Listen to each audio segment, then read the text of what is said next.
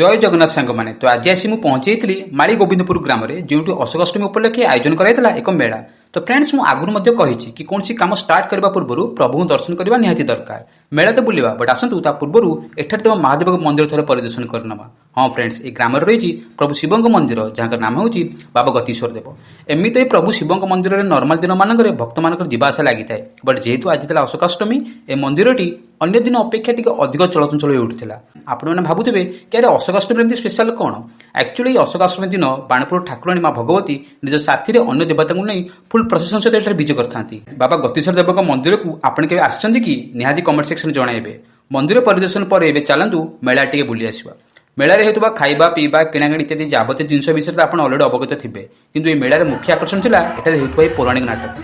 माने friends believe करेनि ए नाटक अभिनय करथुवा कलाकार मानकर निखुण जीवंत अभिनय मेला को आसुवा लोक मान निज आड़े टाणी आनुला।